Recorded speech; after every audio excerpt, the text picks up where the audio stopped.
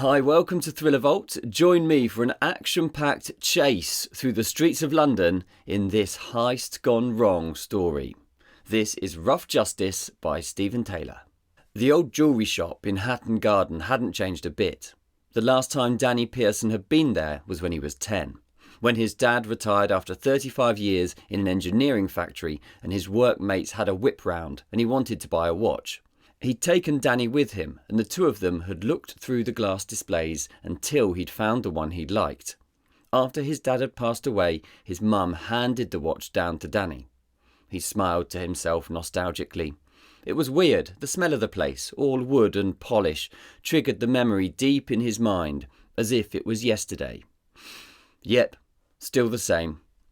Can I help you, sir?" said a grey-haired assistant. "Yes, I've got this watch I'd like repaired," Danny said.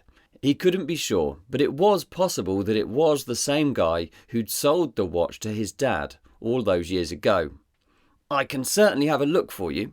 Are you sure you want it repaired? It's not worth much. The repair will likely cost more than it's worth." "I'm sure. Sentimental value," Danny said with a smile. "Very good, sir. I'll just fill out a repair slip for you." Looking around the shop, Danny glimpsed his reflection in a jewellery case. 3 mopeds had pulled up outside. The pillion passengers all wore dark, padded jackets, one-way black visors on their crash helmets. The hairs on the back of Danny's neck stood up as the bikers turned to face the shop. Each one had a hand on something bulky beneath their jackets. "The shop's too small, not much room to move," he thought. "Call the police. You're about to get robbed," Danny said, his face hardening. His muscles tensed, ready to go. The old man took one look at Danny's expression and shrank back into the stockroom. All at once, the passengers burst into the shop. 2 of them swung baseball bats around. That didn't bother Danny much. The third, he was wielding a sawn-off shotgun. Now that bothered him. "Don't move! Get over there!" Number 3 shouted, his voice muffled by the helmet. "Which is it?" Danny said, tracking all 3 men at once, assessing his options. "Huh? What? Just shut up and move," the shotgun said, pointing to the corner.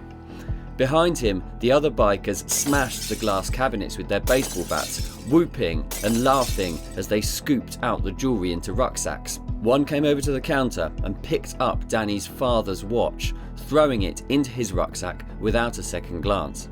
Danny ground his teeth as his eyes narrowed, the muscles in his legs and shoulders tensed. Then it happened in a heartbeat. The rider banged on the glass to hurry them up. Taking his eyes off Danny, the gunman turned his helmet to look. Danny dipped under the line of fire and grabbed the barrel of the shotgun. With his full body weight behind it, he jabbed the butt of the gun into the guy's ribs. The guy went down like a sack of spuds, clenching his side, a muffled wheezing emanating through the helmet. With 2 hands on the gun's barrel, Danny sideswiped the other helmeted thief. The barrel connected hard, cracking the helmet and ripping the visor off. The blow knocked the man clean off his feet, sending his head into the wall. Spinning around, Danny caught sight of the biker with his watch sprinting through the door. Dropping the shotgun, Danny gave chase. With the revs screaming, the pillion threw the rucksack on his back and leapt to the moped. The driver took off with his buddy holding on for dear life. The second moped followed just feet behind. The guy on the 3rd moped wasn't as quick. Flustered, he crunched the gears, lurching the bike forwards.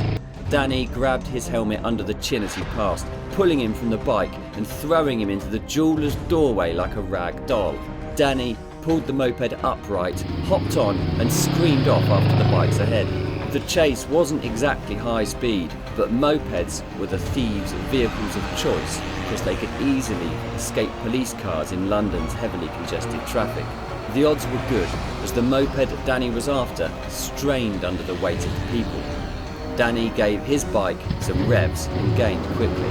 Danny pulled alongside the solo rider. The man turned and glanced at him, expecting to see his buddy. In panic, the biker tried to kick out and knock Danny away. Danny swerved into the bus lane and smiled back, pointing his finger forwards. Following its direction, the rider turned to see the brake lights of a transit van a few feet ahead. With a loud, metallic crunch, the rider smacked into the back of the van. 1 down, 1 to go. Weaving his way through the traffic, Danny came up behind the other bike as it bumped up the curb and accelerated away across a park. Danny followed in the wake of mothers screaming, grabbing their toddlers and running for their lives. Danny pulled alongside the other bike and dived, crashing all three of them into the soft grass. Scrambling to their feet, the thieves tried to make a run for it. Danny let the rider go, but grabbed the passenger with the rucksack and hammered him into the ground. Pulling off the helmet with his fist drawn back, Danny stopped in surprise.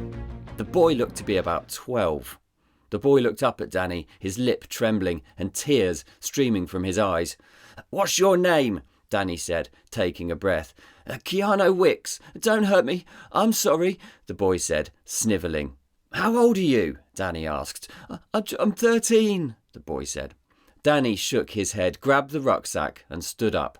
"Now go home and explain to your parents why they should expect a visit from the police," Danny said, brushing grass out of his unruly mop of dark hair. Leaving the boy, Danny turned and paced back the way he came. Ignoring the sounds of sirens, Danny ducked under the police tape and headed for the door of the Hatton Garden Jewellers. Walking between the police cars, he glanced at the gang gloomily sitting handcuffed in the back.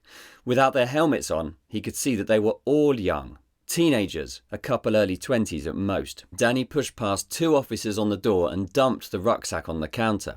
Looking at the old man, he pulled his father's watch out of the bag and handed it across. "One watch for repair," Danny said, as the officer grabbed his shoulder trying to get his attention. "It would be a pleasure, sir," said the old man, with a smile. That was Rough Justice by Stephen Taylor. Thank you so much for joining us here on Thriller Vault. Please don't forget to like and subscribe to this podcast. You can do that on YouTube or on whatever app you're listening to this through. Thank you so much. For my books and my writing, I'm Luke Richardson, by the way. Check out LukeRichardsonAuthor.com. Thank you again, and I'll see you for another episode of Thriller Vault soon.